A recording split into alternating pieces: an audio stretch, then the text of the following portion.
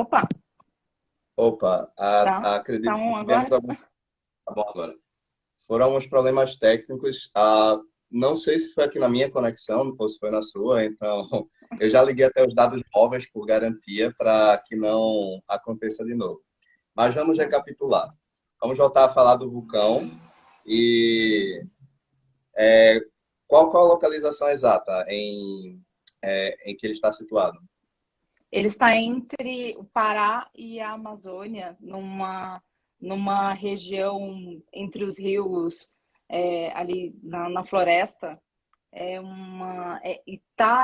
Itaituba, eu nem sei falar direito o nome. Lá tem um vulcão inativo com quase 2 bilhões de anos. E aí uma das aventuras aí é aqui no Brasil. E é um lugar que eu achei muito legal, porque eu pude trazer um pouquinho também aqui do Brasil. Não sabem que existe esse lugar. Então, eu consegui colocar isso um pouquinho na história do livro. Tanto que um dos vulcões que é muito conhecido, ele fica localizado na Nova Zelândia, tanto que muitas pessoas que moram lá ficam à mercê, né? Porque é um fenômeno da natureza que pode surgir a qualquer momento, né? E tem Sim, vulcões que podem causar um processo até de extinção tão grave que pode, né, afetar a vida de toda a população mundial, né? A gente já viu processos que acontecem, né, na história da humanidade. Sim, mas esse local específico, ele é parte crucial na história do livro? não, ele é uma passagem, é um capítulo em que o personagem passa aqui pelo Brasil, na jornada dele.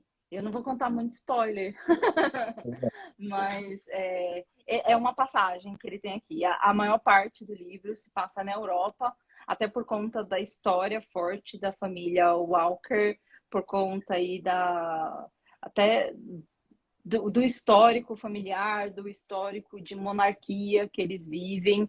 Então, eu escolhi que eles se passassem lá por conta desse histórico que a gente não tem muito aqui no Brasil. A gente tem, mas muito mais antigo aí na Europa e na China, Índia, que são países que têm uma história muito mais antiga, né, na humanidade. Então, você vai ver que na história do livro tem muita coisa do passado, de muitos anos atrás, de mais de 2.000, 3.000 anos atrás, que tem que trazer à tona. E a gente não tinha muito essa história aqui para trazer a história totalmente Brasil, totalmente brasileira. Exato. O personagem Richard, ele tem alguns elementos que fazem você lembrar o Lestat e o Lewis, que são os pináculos, né, da literatura da Anne Rice. Você consegue ver alguma semelhança entre eles, entre esses dois? Não física, tá? Não física, até porque o Lestat é um homem alto, loiro, de olhos É. claros, mas a personalidade do Richard lembra um pouco a do Lestat, de não temer as coisas, se aventurar sem medir as consequências, né? Ele não quer, o Lestat, por exemplo, não quer saber quais são as consequências dos atos dele. Ele faz porque ele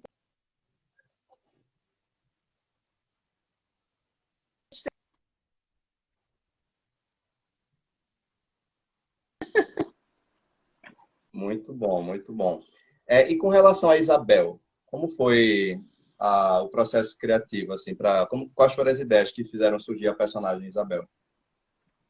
Isabel é uma menina muito doce. Para mim, ela é o oposto do que o Richard é. O Richard, apesar dele ser galante, apaixonante, muito doce com a Isabel, ele não é bonzinho. Ele não é bom. E eu queria que a Isabel fosse o oposto dele, né? Fosse uma bondade, fosse a doçura que, na verdade, o Richard não tem. E é por isso que ele se apaixona por ela. Ela é muito doce, ela é muito bonita, ela é muito gentil, mas tem muitos inimigos aí nessa relação. Muito bom. É muito interessante isso. Agora, dentre todos os protagonistas que você criou, tem algum que se assemelha muito a traços da sua personalidade? Da minha, tem. Aham. Tem um Qual? personagem chamado Shihira. Shihira. É, tem uma personagem, ela aparece aí na trajetória do Richard, ajuda muito ele aí nesse caminho, né, nessa trajetória, e eu acho que eu coloquei bastante traços da minha pessoa nela. Ela é uma pessoa, é um personagem bastante importante aí na trama também. Sim. Agora, vamos conhecer um pouco mais para além da escritora Raquel. O que mais você tem da sua vivência, das suas experiências de vida, que estão correlacionadas tanto com sua obra quanto com sua vida pessoal? Como é que você poderia simplificar isso? Elementos do livro, Elementos do livro que estão correlacionados com a sua vida pessoal.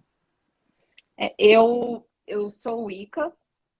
Então, eu quis trazer aquela magia que a gente estava falando, bastante no universo, né? Eu trouxe um pouquinho das minhas crenças, dos elementos, da espiritualidade, da, de unir a mente ao corpo, a meditação, para a trama, para o Richard. Então, isso é muito do meu dia a dia, pessoal, e eu queria levar esse lado de mim, que é um lado mais é, oculto, ocultismo, para a trama, e que ele navegasse por esse universo. Diferente, por exemplo, de um lado profissional, que aí já é muito bem diferente. Eu trabalho na área de TI, por exemplo. É, é bem distinto, né? Mas você falou muito do quanto a espiritualidade é algo importante para a sua vida, né? Os elementos ocultistas. Quando foi que começou o seu interesse por aprender mais sobre o Wicca? Eu era criança, adolescente aí, né? Eu tinha cerca de 12 anos quando eu comecei a virar roqueira, gótica e ver, e ver essas coisas e acabei entrando nesse universo, conhecendo, tinham amigos que eram, né, que eram Wicca, que eram góticos também, e que acabaram me mostrando, né, esse mundo diferente. Eu venho de uma família bem religiosa, católica, então. E eu sempre gostei muito dessa parte do ocultismo, dos elementos, utilizar a natureza a seu favor, a natureza ser realmente o centro das coisas. Então, foi muito importante que eu colocasse esses elementos no livro, porque são elementos que realmente fazem parte da minha vida. E desde então, tá? Desde que eu entrei nesse mundo, que eu gostava da Wicca, que eu começava a praticar a Wicca, não larguei, nunca larguei, eu sempre fui e sempre serei Wicca. E eu sempre vou querer trazer bastante desse universo para que as pessoas conheçam um pouquinho. No livro não tem nada com bruxaria em específico, como rituais, magia, não é isso. Mas é mais um pouquinho de como os elementos fazem parte da natureza e podem fazer parte de você, podem fazer parte da sua vida, porque a gente tem os 4 elementos dentro de si. A gente tem fogo, a gente tem água, a gente tem terra, a gente tem ar dentro de nós. Então, eu queria expandir esse universo para algo um pouco mais fantástico. Exato. Tanto que existe uma relação muito forte com o Wicca, a gente vê muito isso na tarologia também, né? Porque o tarô, ele também trabalha os 4 elementos, né, nas cartas, além de ter uma relação muito com a cabala judaica, com a árvore da vida, né? Que tem Uhum. as esferas da árvore da vida. E você falou uma coisa muito interessante. Essa parte sua Wicca também faz você acreditar em conceitos dos estudos da astrologia? Você pode falar também sobre Sim, signos? Sim, Então, qual o seu... eu não acredito muito no, vamos dizer assim, no horóscopo diário, sabe? De Ah, que algo sim. no meu dia vai influenciar. Ah, hoje não tá bem pro libriano como eu, né? Então não Uhum. faça apresentações em público. Nisso não, mas de que eu acredito que o universo influencia na nossa personalidade, um pouquinho na forma como a gente age, e a gente utiliza muito da astrologia, não só por conta espiritual, né? Tudo que a gente faz está envolvido com algo dos astros, do planeta, do universo, né? Então, hoje a gente só tem o dia e a noite, porque é a rotação da Terra com o Sol, a gente só tem os anos, porque é a rotação da Terra. Então, tá tudo conectado conosco, né? A gente é influenciável pelos astros e pela posição deles. E né, eu mesma, eu acredito que tudo no universo está conectado. Tudo faz parte da mesma coisa, entendeu? Eu sou o eu faço parte do todo, eu faço parte do mundo. Então, eu e Uhum. você estamos conectados de alguma forma, a nossa família, a nossa casa, os nossos animais, a natureza está conectada, o planeta está conectado, o universo está conectado, entendeu? E eu acho que se a gente se conecta realmente com a natureza, com o universo, para quem conhece bastante sobre meditação, viagem astral, sabe bem do que eu estou falando, que a gente consegue explorar muito esse mundo, tirando o físico e entrando no espiritual. Então, eu acho que isso faz bem parte aí do que eu tento colocar. O que você procura. Já tem uma autora chamada Helena Blavatsky, que acho que você já ouviu falar, que ela fez o A Voz do Silêncio. E nesse Uhum. livro ela faz um... Basicamente é o que você falou, a questão de que nós somos um, né? Nós somos parte do todo.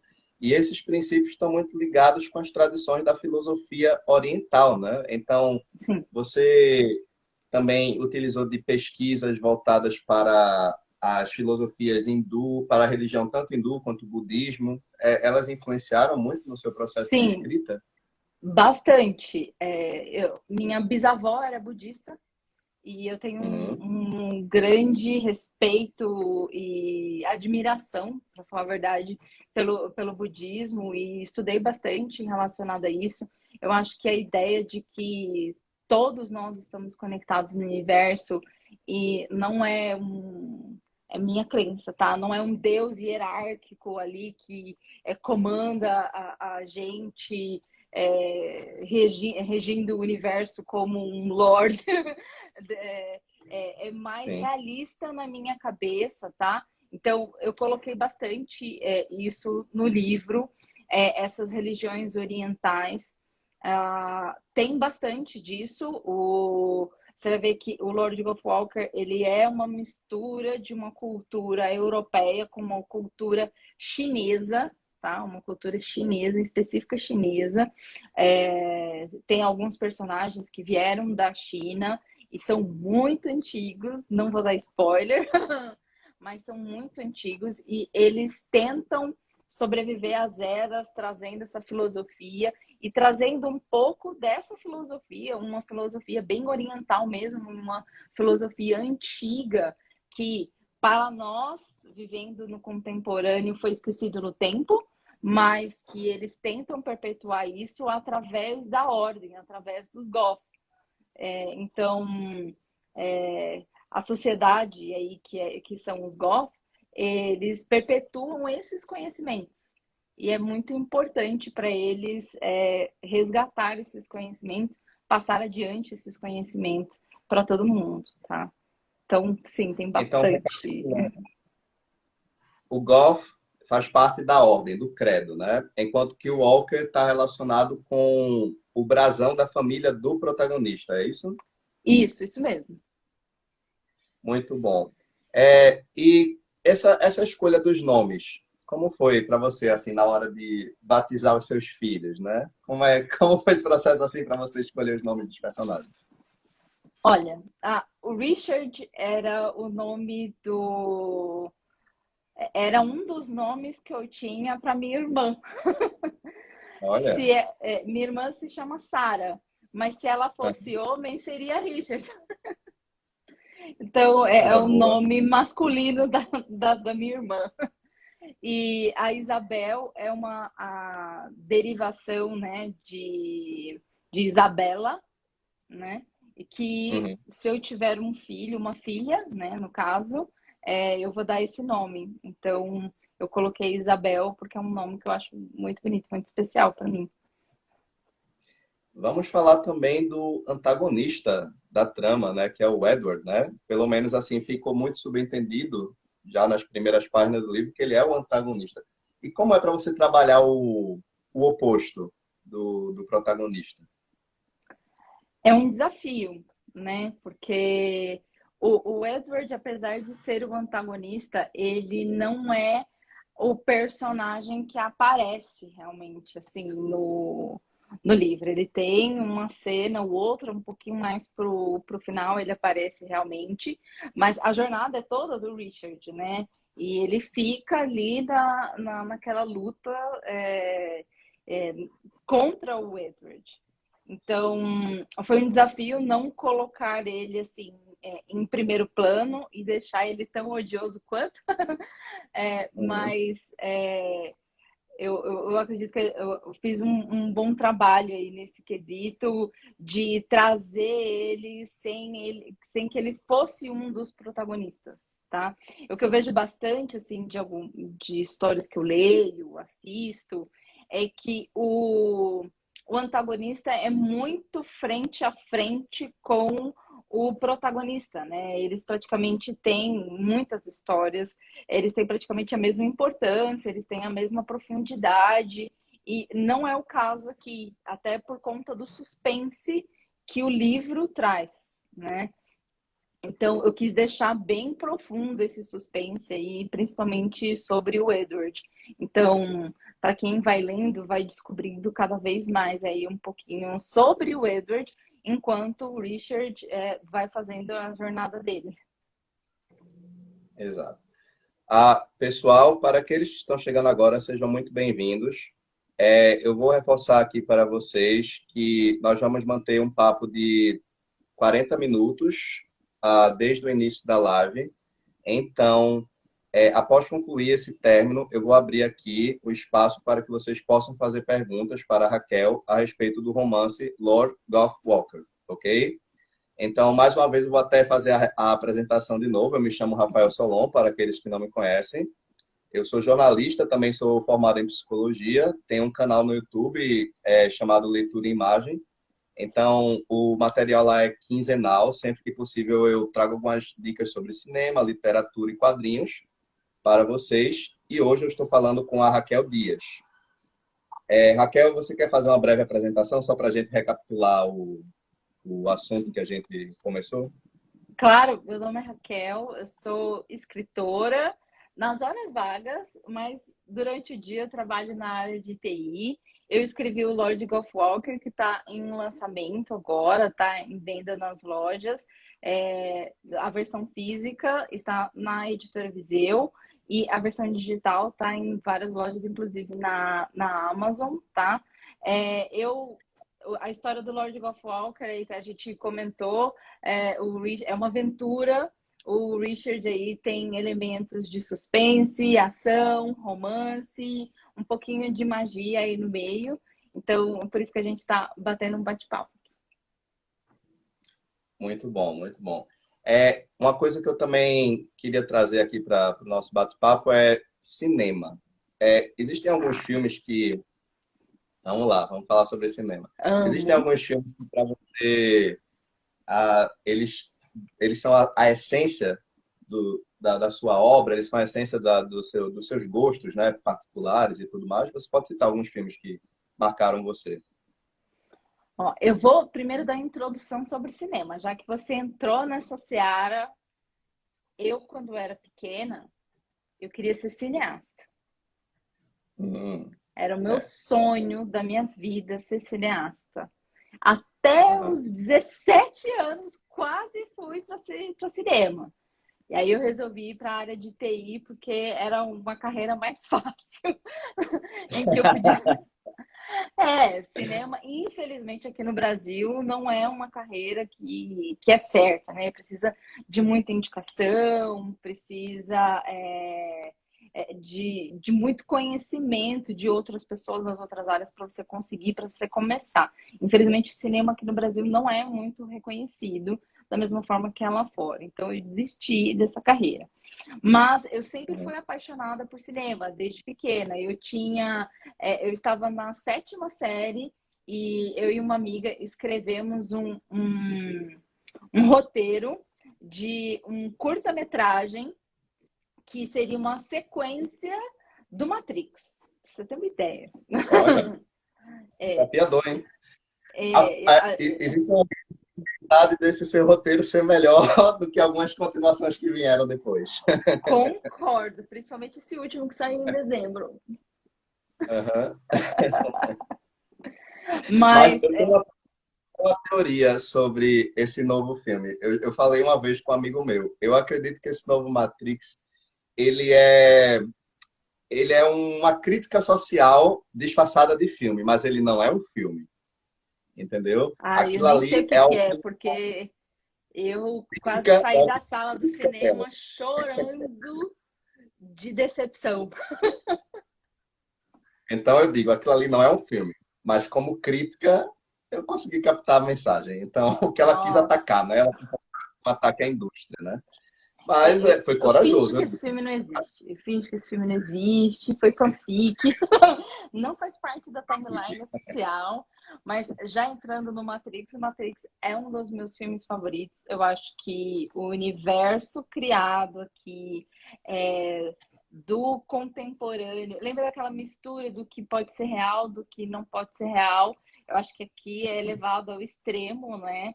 É, foi um filme de uma história muito marcante que nos fez questionar a realidade. A gente poderia estar vivendo na Matrix, né? Então é um Sim, filme que questiona o nosso universo também, né?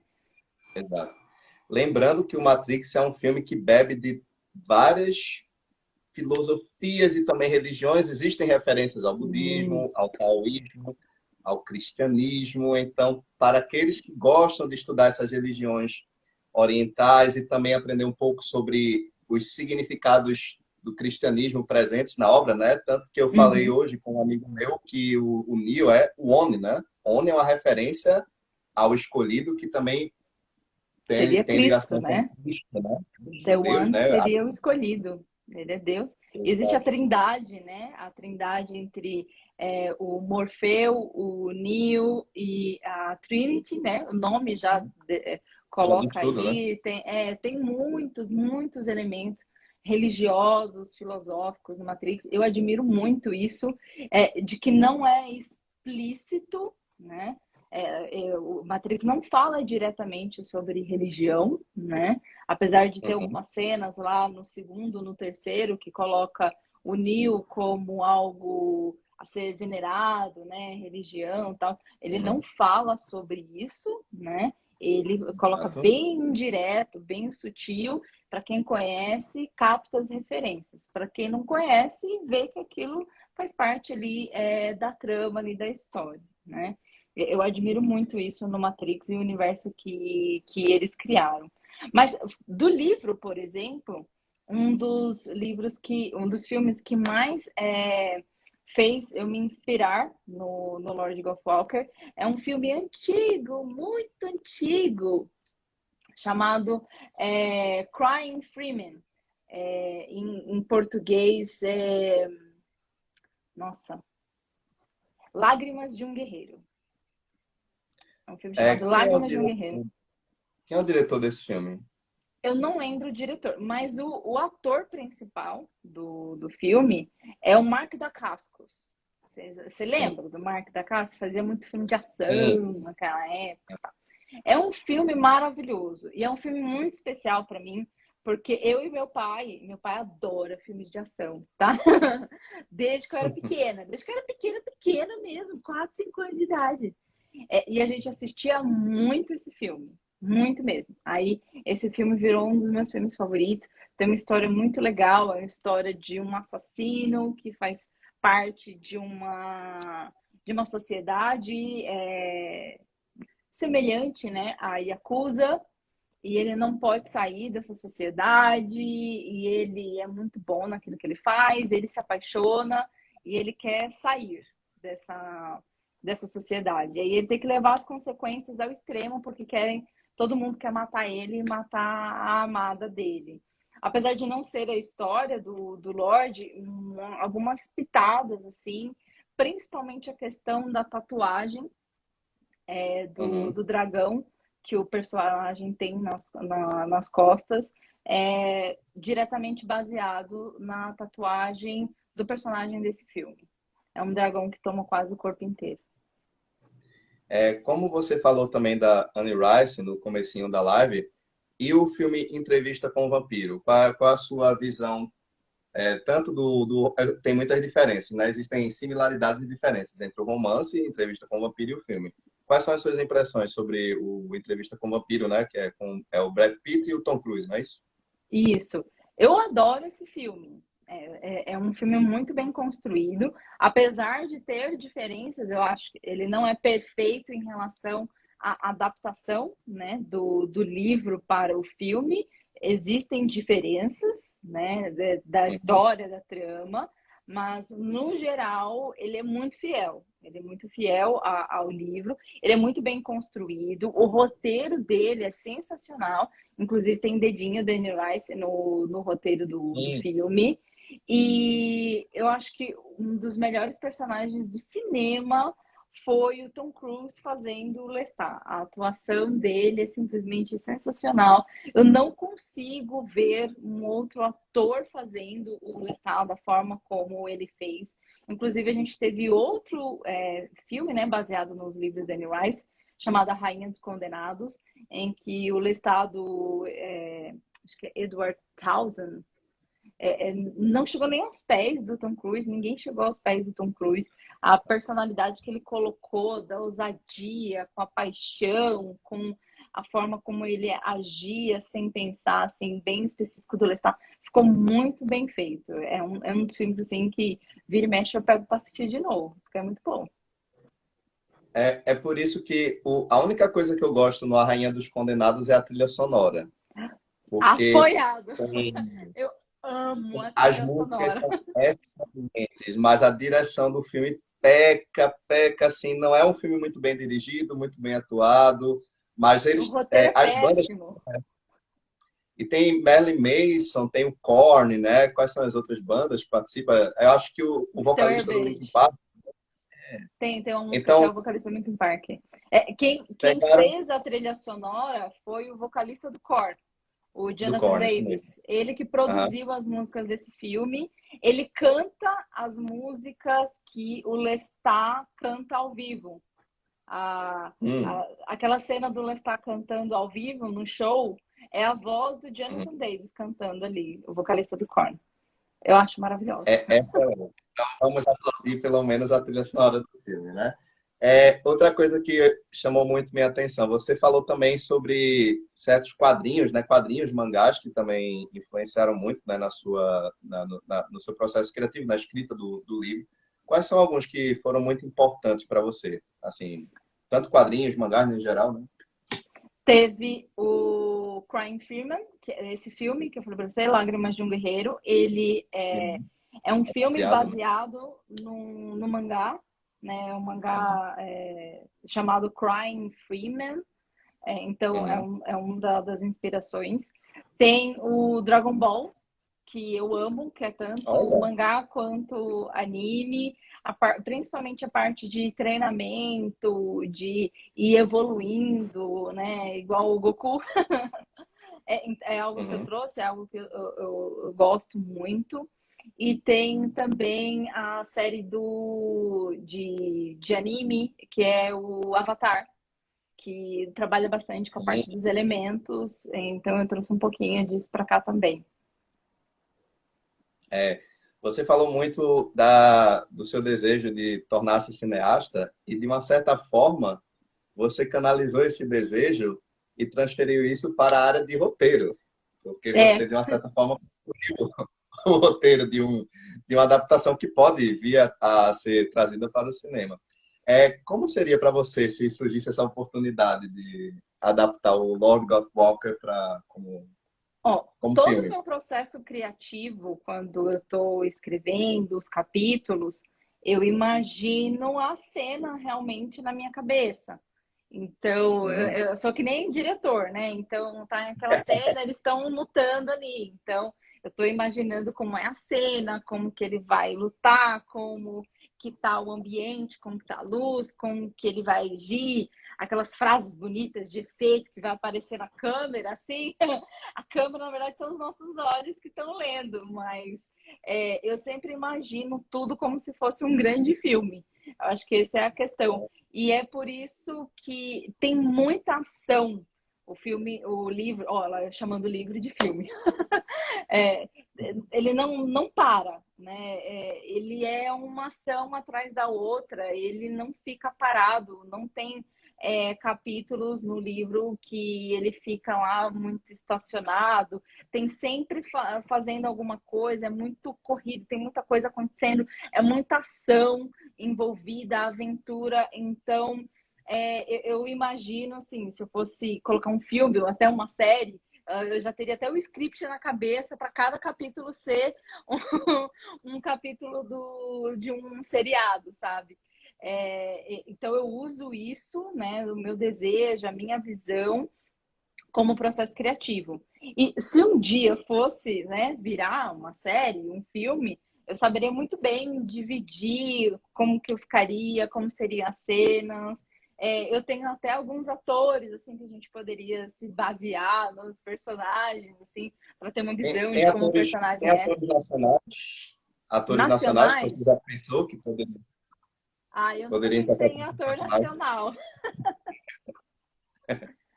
Eu pensava mais em alguns atores assim que eu via internacionais, né? Entendi. Mas tem Eu alguns não sou atores. modesta nesse ponto. Eu já quero o Henry Cavill como o Richard Walker. Ótimo. Mas tem atores brasileiros hoje que já estão deixando sua marca no cinema internacional, né? Sim, Que com certeza. Rodrigo Santoro, Morena para Baccarin, que são atores maravilhosos. Tem muitos outros aí que já estão em carreira internacional, né? A gente teve agora recentemente, ontem eu assisti Animais Fantásticos e fiquei muito feliz com a participação da Maria Fernanda Cândido na série, e ela foi maravilhosa. com relação ao cinema nacional, você tem alguns filmes que são importantes assim para sua você tem grandes, né, como Cidade de Deus, né, Ah, são o os Central do clássicos, Brasil, né? o São Bacurau, clássicos, claro, são clássicos. Central do né? Brasil, Cidade de Deus, O Homem que Copiava. São filmes muito clássicos. Teve é, aquele filme que fala sobre o Plano Real também, muito bom. Uhum. Mas eu vou até fazer uma dica aqui recente que eu assisti no ano passado. Me surpreendeu muito. Não é filme, é série brasileira. E eu recomendo para todo mundo, que é a série Desalma, da Hum. Globo.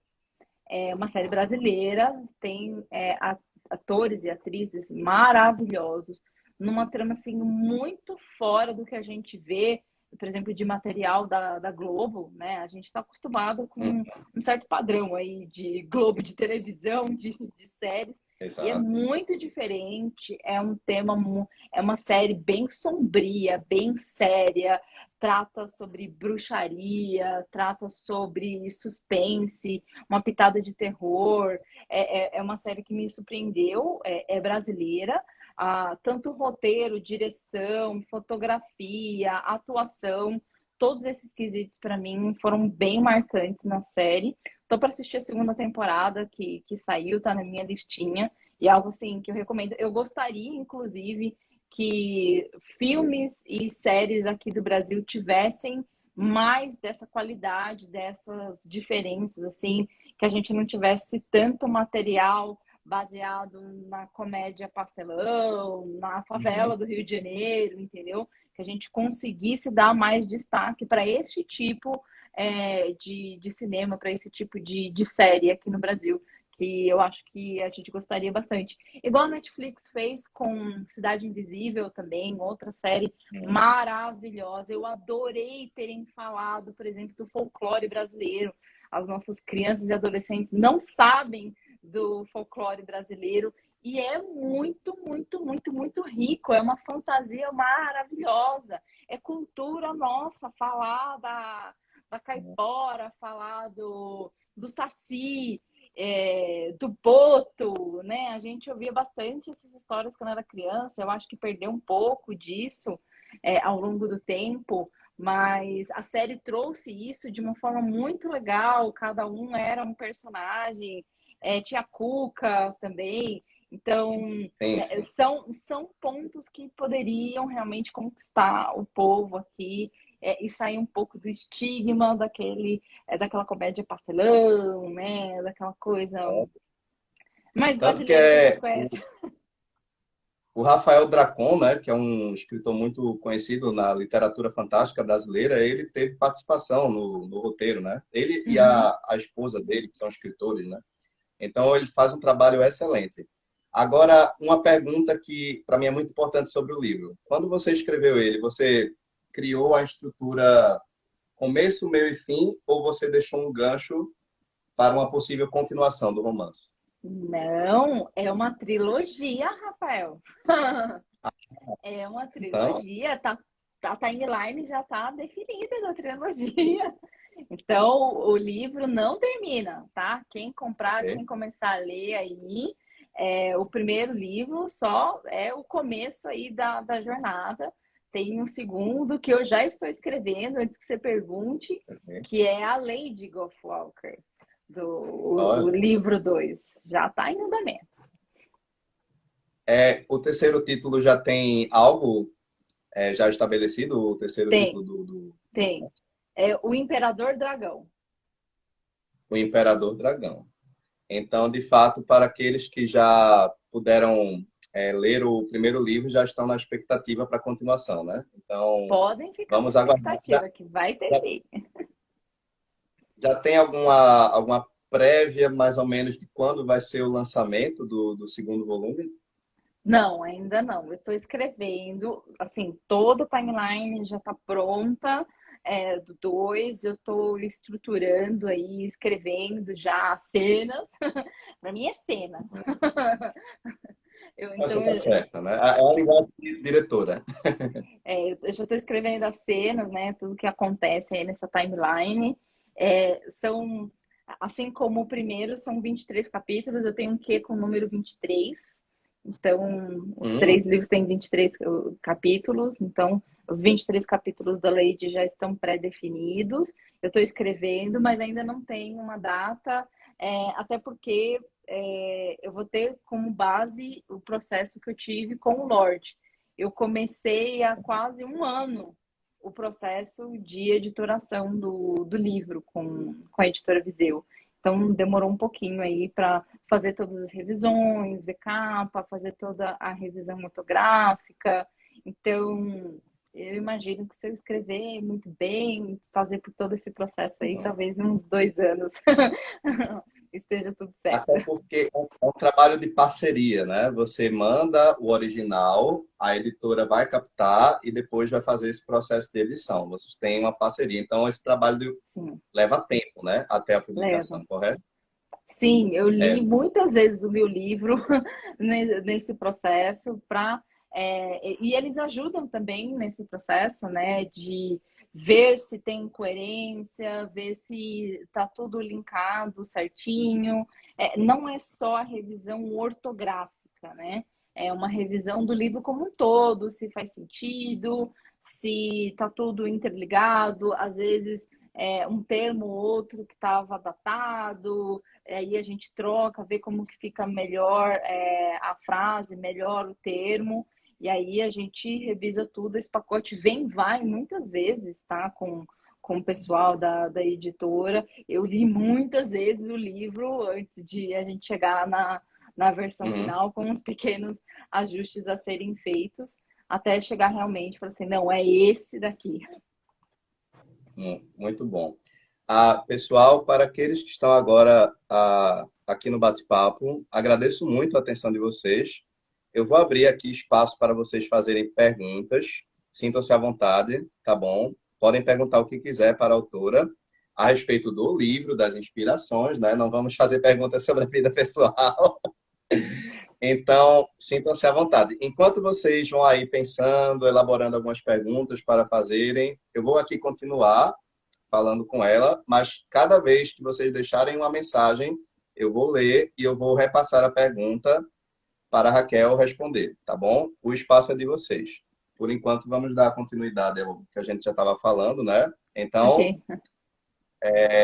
alguém gostaria de fazer alguma pergunta para a Raquel sobre o livro Lord Gough Walker? Lembrando que já foi dito que o Gough representa o credo, né? Que é a doutrina deste universo. E o Walker representa a família do protagonista Richard, correto? Isso, Uma o nome coisa que eu dele é queria Richard mostrar aqui, Walker. Richard Walker. A protagonista, no caso a, que é a donzela, que representa o amor da vida do Richard, Uhum. ela tem também um sobrenome, porque eu não cheguei nessa parte que fala também do Tem, sobrenome dela. ela tem um sobrenome, é Isabel Burns. Exato. E a família do Edward é uma família nobre, correto? A do antagonista, É uma certo? família rica, não nobre, rica. Ah, não nobre, rica. Entendi. É uma família rica. O nome dele é Edward Harrison. Edward Harrison. Uma coisa que chamou muito minha atenção. Os eventos eles começam na Inglaterra, né? Uhum. Você pensou em alguma localização específica, alguma cidade específica quando você começou Sim, as comecei. primeiras páginas? Eu vou até buscar aqui no. Eu tenho um colinho aqui. É, um, Ótimo. é uma cidade muito bonita. Não é bem na Inglaterra, tá? É um local que já fica na Escócia, tá? Deixa eu Ok, buscar. Se chama Ballantrae. ok. Se vocês pesquisarem aí, Ballantrae na Escócia, já é ali entre Reino Unido e Escócia, é um lugar bem afastado, é uma vilinha bem pequenininha, é uma cidade assim, isolada do mundo, com aquela influência bastante religiosa que a gente encontra mais para o norte, né, ali da Inglaterra, já chegando em Escócia, Irlanda, que é bem do lado ali também. Então, o povo lá é bastante conservador. Então, o Richard enfrenta bastante isso, né? Ter uma família e pessoas envolvidas ali com ele que são muito conservadoras, e ele acaba encontrando bastante restrição em relação a isso. Outra coisa também que é muito importante perguntar para você como é escrever um protagonista, né, do sexo masculino, porque tem esse desafio, né, tanto para o escritor ter que fazer uma protagonista feminina e vice-versa. Como foi para você colocar-se diante da psique de um protagonista masculino?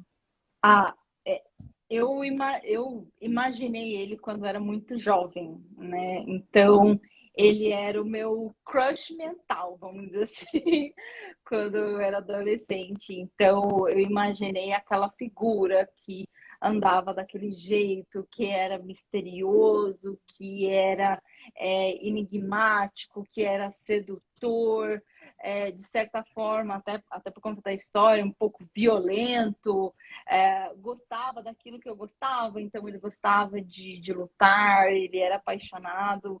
Então eu fui montando a persona dele ainda quando eu era adolescente, como se fosse uma paixão mesmo, como se fosse um alter ego, né? Alguém que eu poderia me apaixonar. Então foi fácil escrever ele porque ele é uma paixão minha desde que eu era adolescente. É. Isso na psicologia analítica de Jung é chamado de arquétipo, né? É o arquétipo do animus e anima, né? Cada homem tem o arquétipo da mulher ideal e a mulher tem o arquétipo do homem ideal. Então você pegou isso na sua Foi. adolescência, essa figura arquétipica, e construiu o Richard. Bem fascinante. É uma coisa muito interessante, porque é desafiador mesmo para o É. escritor colocar-se na posição, né? Tentar enxergar através dos olhos, né, de uma figura masculina ou feminina, né? É uma coisa assim muito desafiadora. Então, eu queria muito saber como foi para você se desafiar, lembrando que você escreveu quando era adolescente, né? Uhum. Então, e você sente que o seu processo de escrita mudou bastante, né? Correto? Desde Muito. o vai mudando, né? Você vai até aprimorando, né? Porque é uma ferramenta, né? Você vai melhorando essa ferramenta de escrita. Então, como é para você revisitar os seus escritos do passado? Com a É, sua escrita de hoje em dia? Como é essa sensação de primeiro revisitar? que uma das coisas que eu não quis foi reescrever, tá? Tudo que eu Uhum, tinha escrito ainda quando adolescente, mesmo quando eu terminei há mais de 10 anos a história, quando eu comecei o processo editorial, eu não quis reescrever. Eu poderia, mas eu não quis. Eu quis deixar o mais original possível, porque aquela foi aquela minha ideia que eu tive naquela hora, né? Mas eu poderia, depois de ler tantas vezes no processo de editoração, eu poderia ter melhorado aqui, melhorado ali, ter falado um pouco melhor assim. Mas como o livro também ele é narrado em primeira pessoa, ele é narrado pelo Richard, então eu acreditei muito assim da própria forma de falar do Richard como fosse a dele mesmo. Se eu deixasse uhum, muito rebuscado, muito refinado, não ficaria natural como o próprio Richard contando a história, entendeu? Então, é o jeito de falar dele, é como ele pensa, às vezes até como ele fala ali, né? Você vai ver que é uma escrita bem simples, né? Existem uhum, muitos autores que fazem uma escrita maravilhosa, que é muito poética, né? Usa uhum. bastante palavras aí rebuscadas, existe uma poesia por trás de cada parágrafo, e não é essa a realidade do Lorde Buffon, porque é ele que está contando, ele é muito jovem, ele não tem essa experiência literária, vamos dizer assim, para usar palavras tão rebuscadas, entendeu? Na hora de contar a história. Então ele está contando na perspectiva dele tudo que passou com ele e tá ok isso, entendeu? E até fica Uhum. mais fluido. Eu recebo bastante feedback de que é uma leitura fácil de fazer, até porque não usa muito um vocabulário tão difícil, um vocabulário mais rebuscado, não uma literatura difícil de você ler, né? Exato. Mas hoje, por É, exemplo, eu já estou escrevendo a Lady um pouquinho melhor. Hoje eu já consigo colocar um pouco melhor, eu consigo detectar alguns elementos, repetições, sinônimos, até por conta da história, de como que ele vai ser narrado. Ele é narrado um pouquinho diferente do Lorde, e aí eu consigo hoje trabalhar um pouquinho melhor já esse ponto. sim. Acabou de chegar aqui também para participar da live o escritor Leandro, que foi quem participou comigo da última live. Ele é o autor do livro Conde. Boa noite, Leandro. Se você estiver por Olá. aí, por favor, se aproxime, não seja tímido. E pode fazer também perguntas aqui para a escritora, porque de escritor para escritor, a pergunta já é de outro nível, não é? Então, aqueles que também são escritores, poetas, como eu estou aqui abrindo a mesa. Vocês podem perguntar o que quiserem sobre nossas obras. Podem perguntar sobre os meus poemas. Boa noite, Leandro. É um prazer estar com você. Prazer Muito é em breve meu. eu vou Muito em breve vou convidar Leandro para fazer outra live. Que se vocês quiserem, a gente pode marcar uma live, né, para ser os três, né? Seria um papo bem Seria que não ia legal. faltar, ia faltar assunto. Por mim já está marcado. Por mim, o importante é os escritores sentarem para conversar sobre suas inspirações. Leandro, o bate-papo aqui, o chat já está aberto, então caso tenha alguma pergunta para falar sobre o trabalho de Raquel, sinta-se à vontade, tá bom? Enquanto isso, a gente vai conversando. O espaço agora de perguntas já está aberto. Podem perguntar o que quiser sobre a obra. Ótimo, por que não? Muito bom. Bora Então, marcar. vamos lá, vamos marcar. Então, aqueles que acompanharam a live até agora, também eu quero muito agradecer a participação de vocês, né? Porque muito do que a gente está fazendo aqui é para também, de uma certa forma, ajudar outras pessoas também a perderem os seus medos de aparecerem em público, né? Que é o que nós estamos fazendo, além de mostrar o quanto a arte é uma coisa muito importante para nossas vidas, porque eu acredito que a arte ela dá até um significado para um mundo que pode parecer até alheio, né? Que um mundo que está indiferente a nós, né? A existência como um todo. Então, a arte é aquilo que faz a gente ter um sentido para a vida, de uma certa forma. Com Tanto certeza. que você falou uma coisa muito importante, Raquel, o quanto no nosso país não existe, de fato, um incentivo, né? Se a gente for comparar com os Estados Unidos, com a Hollywood ou até a Bollywood indiana, né? Não existe muito esse incentivo para que novos autores, roteiristas, né, eles possam ter o seu espaço no mercado. Existem universidades, né, que são voltadas exatamente para essa área de roteiro, o que aqui Sim, no Brasil você não vê. não. Assim, quando eu descobri que existe faculdade para roteirista de cinema, é algo que você vê que há um grande investimento para a cultura, para a arte, de uma certa forma, algo que a gente viu muito também na Coreia do Sul. Tanto que o ganhador do Oscar, né, o Parasita, né, do Bong Joon-ho, né, a gente viu também o Filme quanto a Coreia maravilhoso, do inclusive. Sul, top, esse filme é sensacional. Tanto que a Coreia do Sul ela também fez um grande investimento na indústria do cinema. E é engraçado porque uma vez eu li uma matéria dizendo que isso aconteceu quando eles viram o Jurassic Park, do Steven Spielberg, e eles ficaram fascinados com aquele filme e depois eles viram o quanto de dinheiro ele arrecadou para os Estados Unidos na época. E foi Uhum. esse o pontapé inicial para a Coreia do Sul ela dizer, acho que agora a gente pode, né? A gente pode investir um pouco mais nisso. Ó, eu concordo com ele. Com certeza poderia virar filme, poderia virar série, tranquilamente. Eu ajudo a escrever o roteiro ainda. Exato. Então, por favor, incentivem mais a cultura, incentivem mais as artes, porque a gente precisa muito disso. Aqui no Brasil, tanto que o Bacurau, que foi um filme que foi muito aclamado também em Cannes, né? Uhum. E esse diretor também é pernambucano, né? Ele é daqui. É um dos filmes que é um dos poucos diretores assim atuais assim do mercado brasileiro que está conseguindo um destaque, né, nas mídias internacionais. E a gente está precisando muito desse sentido. Existem ótimos diretores, existem ótimos roteiristas e nós precisamos botar uma luz, sabe, para que essas pessoas possam ver o trabalho dessas pessoas e que elas tenham o seu devido reconhecimento no mercado, né? Tanto no cinematográfico, editorial e por aí, porque infelizmente não há esse investimento no nosso país. E isso Não vamos falar de política, vamos evitar, porque Não, a não. intenção da live não Né? é entrarmos. Tanto que eu falei com o Leandro na live, vamos evitar, né? Nós não vamos falar sobre política, futebol nem religião, porque esse tipo de assunto, em geral, geram muito mais Vai que desconforto, cancelam a né? Do que gente, né?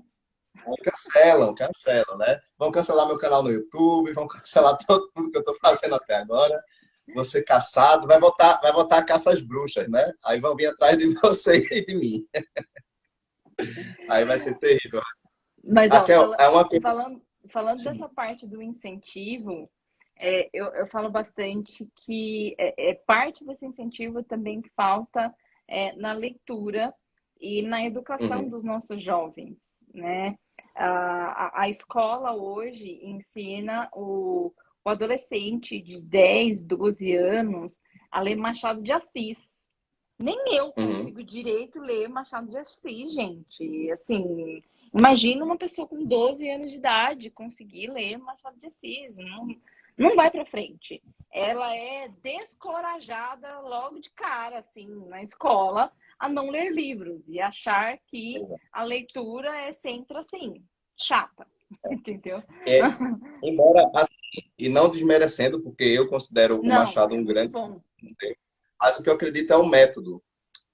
Na verdade, o método de ensino é muito mais forçar do que incentivar os alunos a descobrirem sua verdadeira paixão.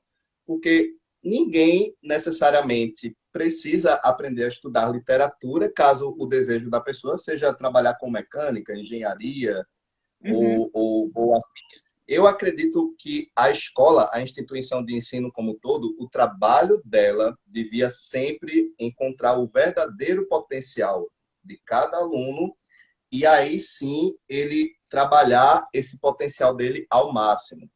Porque eu acredito muito na filosofia estoica, né? Os estoicos, eles dizem que todos nós temos uma semente que foi plantada dentro de nós. E dependendo do local que você nascer, né, as condições externas, elas podem fazer com que essa semente brote ou não. Em outras palavras, cada indivíduo tem um dom, tem uma aptidão. Ninguém, você pode, eu não sou aquela pessoa que acredita, não, fulano não sabe fazer isso, não. Todo mundo tem um dom, uma aptidão. Então, para mim, o trabalho da instituição, de todas as instituições de ensino, não é a obrigação em si, mas é incentivar e auxiliar o aluno a descobrir o seu verdadeiro potencial. Porque, sim. como eu falei, alguns são mais voltados para a área de humanas, outros são mais voltados para a área de exatas, mas o foco é esse. Se você descobrir o potencial de cada um dos seus alunos, reforce. Reforce, não obrigue ele. Obrigar, na verdade, só vai fazer com que ele fique muito mais desmotivado para ler Machado de Assis, né? Sim. E Então, eu acredito na, no desejo, plantar o desejo na pessoa, não impor o desejo, né, de ler. E a literatura não está só nos livros clássicos, né? Quando você um professor tenta se conectar, por exemplo, com um aluno, igual a gente falou das artes, né? As Uhum. artes estão em todo lugar. E existe literatura em muitas artes, entendeu? Então, falando assim, vamos falar de aula de literatura. Existe literatura no livro do Machado de Assis, existe literatura no livro do Pedro Bandeira, existe Uhum. literatura em filmes, existe literatura em mangás, por exemplo. Se Exato. conectar o aluno ali em qual arte ele se identifica melhor, eu acho que é muito importante porque é a porta de entrada dele para o mundo artístico, né? Ah, com Então, certeza, com certeza. se você pega um aluno, por exemplo, que gosta muito de anime, de mangá japonês, e der para ele o Machado de Assis, ele vai falar, ai, que bosta, entendeu? Mas ele poderia Exato. estar lendo outra coisa que para ele é mais interessante. Já tem outros que poderiam estar lendo outra. Então, as escolas e os professores, principalmente, deveriam, né, tentar se conectar com os alunos de diversas formas. A arte não é uma via só, uma via única, uma via que Exato, tem que exato. ser assim. Não, nada é assim, nada é definitivo. Então, Exato. você tentar conectar o aluno de diversas formas, de diversas maneiras, fazer ele ficar engajado naquilo que você precisa é muito importante. Eu acho que a educação hoje, aqui no Brasil, não faz isso. Exato. Uma vez eu ouvi um escritor que ele disse o seguinte: é melhor que uma pessoa leia 50 tons de cinza do que não ler livro nenhum. Com Ou seja, certeza, com certeza. melhor que a pessoa ela tenha a vontade de ler aquilo que ela gosta do que você impor, né, um estilo de leitura que ela não gosta. E de uma certa forma, o que eu acho fascinante, Raquel, é que, por exemplo, eu só fui entrar em contato com a literatura do Tolkien já na minha fase jovem adulto. Eu Uhum. realmente tentei ler quando eu era adolescente, só que eu achei uma escrita muito Carregada, né? difícil. É carregada. É, um, é o excesso de descrição também tem uma coisa que me incomoda muito na literatura do Tolkien, que é não só o excesso de descrição, mas ele é um pouco pragmático para algumas coisas, sabe? E esse pragmatismo dele, que é típico de um inglês, para um adolescente ler, é complicado também. E Muito. eu sei que tem escolas que também já trabalham o Senhor dos Anéis para jovens. E eu digo, não, tudo depende da fase da sua fase que você está, né? Então eu tive que ler a obra mais velho.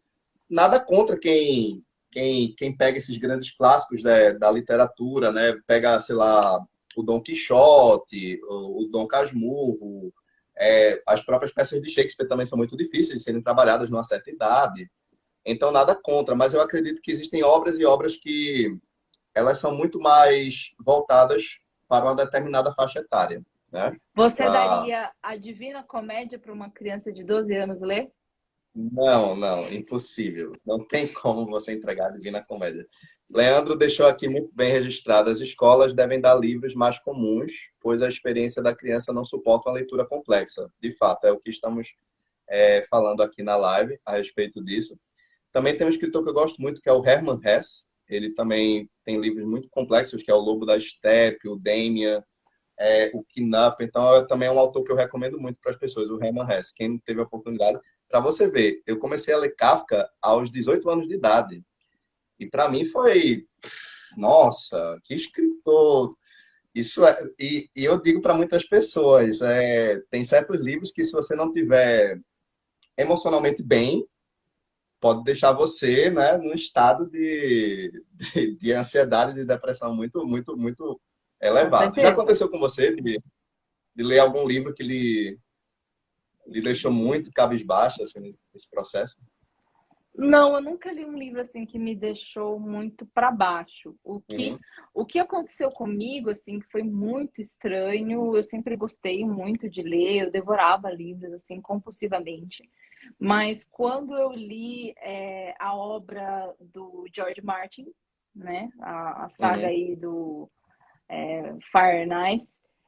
Depois de eu terminar o quinto livro, eu fiquei numa ressaca literária horrorosa. Eu passei muito, muito, muito tempo para querer ler outro livro.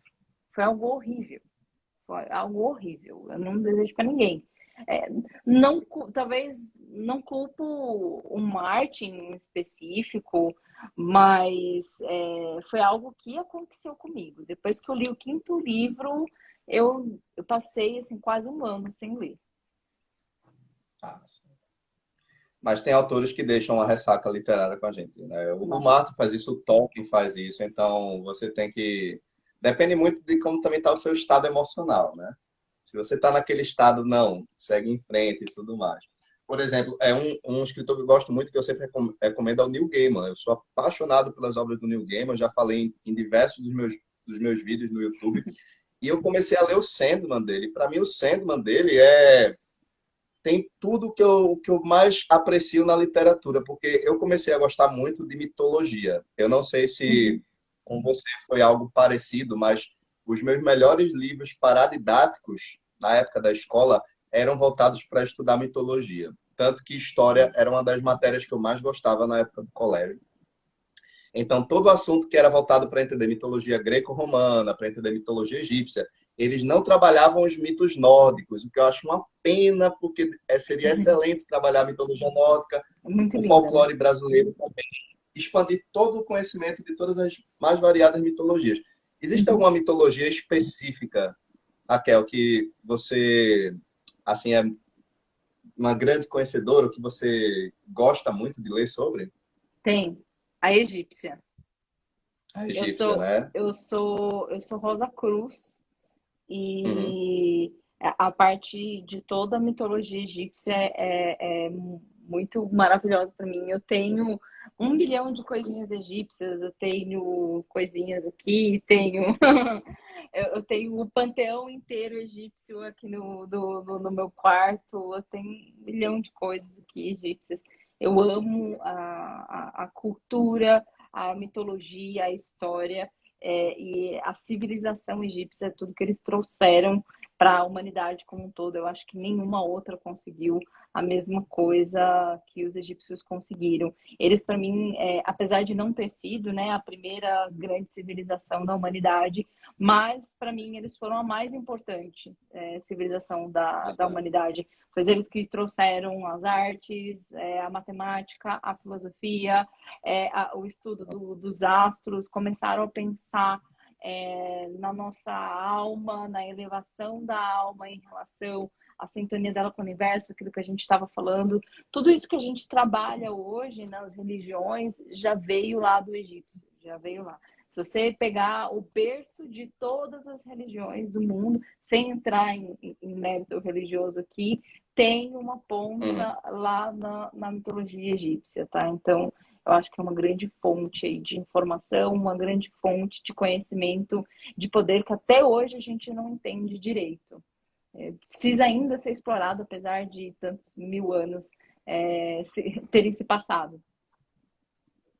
Okay. Raquel, eu não vou estender muito, até para não atrapalhar a sua rotina. Acredite, eu poderia falar desses assuntos a noite toda, mas eu também não gostaria de, né, fazer com que você deve ter também seus afazeres, né, para lidar. Mas tem alguns tópicos que eu achei muito importante no que você falou, que os egípcios, eles de fato contribuíram muito para a matemática, e é a questão da numerologia. Você falou que tem uma forte ligação com o número 23. Sim. E é muito bacana porque os números, se a gente for trabalhar também o tarô, que também tem uma ligação com os povos egípcios, cada um dos números eles também tem eles representam uma faceta da humanidade, né? O número um o divino, né? Aí tem também o número que representa o homem, a mulher. O 7 também é um número muito forte. Então, qual a sua ligação com o número 23, assim, nos estudos da numerologia, de uma certa forma? Começou com o cinema. Tem um filme Uhum. chamado O Número 23. E aí, Do Jim Carrey. na Muito época bom. eu pesquisei muito sobre isso, porque eu fiquei muito curiosa. Foi a partir dele que eu comecei a ver um pouquinho de numerologia, comecei a ver sobre o assunto, junto com um estudo Wicca também, da parte da numerologia. E aí virou um número muito especial para mim, eu uso em muitos lugares. Eu me casei em 2 do 3, por exemplo. É, é... E o ano que Muito vem bom. vai ser um ano muito especial para mim, o ano de 2023. Olha, É, olha só. Vai ser o e ano do lançamento do livro. Se, quiçá você já lança a trilogia toda. quem sabe, né? Quem sabe? E aí eu tenho isso, né? Então, eu fiz 23 capítulos no Lord of Walker, pensando na numerologia também. Eu gosto desse número, tem bastante significado. Para quem quiser pesquisar, assista o filme, pesquisa um pouquinho sobre a numerologia do 23, é bem legal, é bem curioso. E aí eu quero seguir isso, eu sou bem supersticiosa. Então eu quero seguir, então todos os 3 livros vão ter 23 capítulos e eu gostaria de usar mais essa numerologia também nos livros. Muito bom. Pessoal, a live ela já está chegando nos momentos finais, então, para aqueles que gostariam de fazer uma pergunta para a autora, a hora é agora, tá bom? O prazo já está chegando, na reta final, tanto que agora eu vou dedicar parte desse tempo para que Raquel faça os seus agradecimentos, quem ela gostaria de agradecer, recomendações. Então, eu vou abrir esse espaço para você, Raquel. Faça as recomendações que você quiser e também os agradecimentos. Enquanto isso, eu vou ficar aqui de olho, caso ainda surja alguma pergunta para Ok. encerrar a live. Vamos Bom, lá. eu queria agradecer, primeiramente a você, né, Rafael, pelo espaço aqui, pela nossa conversa. É muito importante ter esse espaço para os autores, para os novos autores conhecerem. Eu acho isso um trabalho muito importante. Continue fazendo esse trabalho. Não só importante para mim, mas para aquele público jovem que a gente estava comentando, para alcançar eles. Eu acho que a gente trabalhar isso nas redes sociais, que é os meios, né, que hoje muitos dos jovens têm para conseguir encontrar esse caminho, é muito importante. Então, primeiramente, muito obrigado pelo espaço apresentado. Eu queria agradecer também a todos os meus leitores aí que estão surgindo, apesar de serem poucos, acabou de lançar o livro faz muito pouco tempo, mas já tenho bastante gente dando feedback dos livros. Estou amando, por favor, deem mais feedback. É muito importante esse carinho que as pessoas estão me dando. Então, muito obrigada aí a todos que estão lendo os meus livros. Obrigada também à minha família, ao meu esposo que está me assistindo, aqui a minha família também. É, Agradeço por eles terem me auxiliado, me suportado, né, nessa jornada. Para quem sabe, não é uma jornada fácil, tá? Não é uma Sim. jornada que, assim, qualquer um vai lá e mete o peito e faz. É um processo muito oneroso, não só para escrever, mas também para publicar o livro, para fazer o livro ser conhecido para todo mundo. Não é uma tarefa fácil. Aqui no Brasil, os autores não são tão reconhecidos, então é muito importante o apoio dos amigos, dos familiares, de todo mundo, de pessoas como você, Rafael, divulgando também o livro. Eu agradeço de coração aí pelo espaço e para todo mundo que estiver assistindo, para todo mundo que assistiu, e para quem leu o livro, é muito, muito importante para a gente esse retorno, tá? Uhum. Exato. Lembrando que o convite já vou fazer um convite antecipado para quando o segundo livro for lançado. E eu vou querer que você retorne aqui novamente para a gente Com conversar certeza, sobre, tá bom? com certeza. Quando a trilogia, quando a trilogia fechar, eu faço questão da gente fazer todo um debate, né, a respeito de como foi para você fechar esse ciclo, né? O ciclo tem que Uhum. ser fechado. Então, eu quero muito a sua participação no lançamento dos dois livros, que já Pode estão, que deixar, estão por vir. Ah, pode deixar. uma pergunta aqui que surgiu aqui nos acréscimos, Leandro fez, que ele falou sobre alguns números, que é 3, 6, 9, 7 e 21, que são números muito importantes, né, para ele, né? Ele é escritor, autor do Conde, e ele perguntou que para nós que estudamos os números, né, o que esses números significam para nós. Leandro, eu vou começar. No meu caso, o número 7 ele está ligado muito com a perfeição. Então, eu gosto muito, eu tenho um forte simbolismo com o número 7.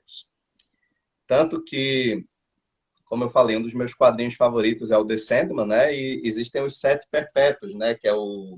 Não é à toa que eu fiz uma tatuagem sobre isso, que é destino, morte, sonho, desejo, desespero, destruição, delírio.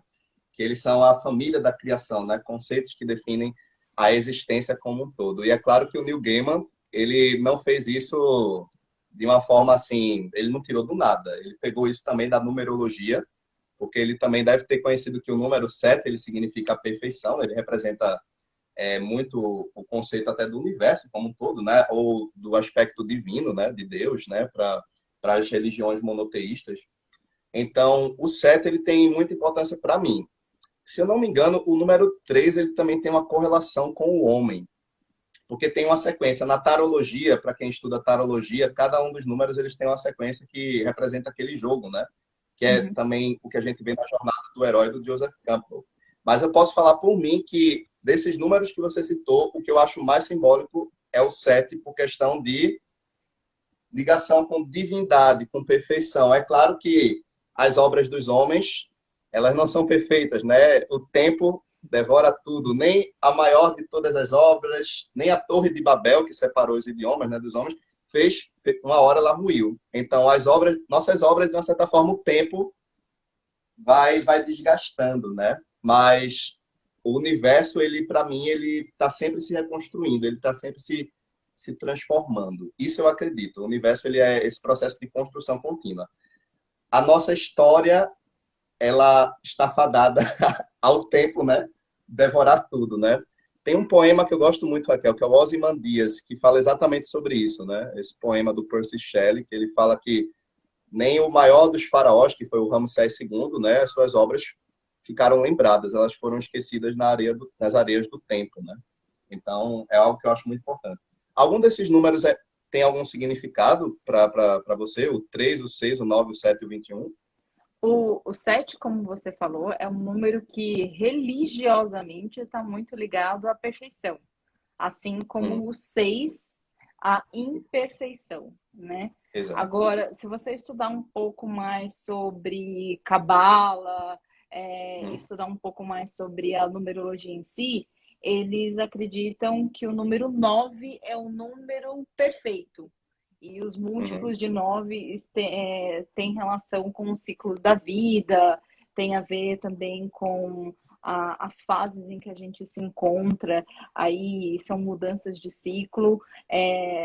Na numerologia, o 9 é um número de perfeição. Na religião, ele é o número 7, principalmente no cristianismo, exato. tá? Uhum. O 8 ele tem uma ligação também com o infinito, né? Existe É, alguma ligação com que o formato, né? Lembra, né? Do infinito, né? ele tem a ver por Gente, causa do formato. gente, algum de vocês gostariam de fazer uma pergunta antes de encerrarmos a live? É agora, hein? É agora, hein?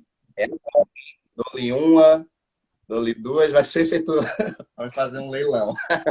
O pessoal tá Dou-lhe tímido, Rafael. O pessoal tá tímido, não quer mandar mensagem pra gente. Santinho, Santinho. Mas eu fico feliz que Leandro participou, porque eu queria muito, né, que um outro autor, um outro escritor, né, pudesse contribuir para, para, para esse nosso bate-papo, entendeu? Mas eu convido muitas outras pessoas a participarem também. Eu sou aquela pessoa que eu vou lá, mando uma mensagem no direct, pergunto: você quer fazer uma live comigo? Vamos perder esse medo. Só se vive uma vez, né? É aquela coisa.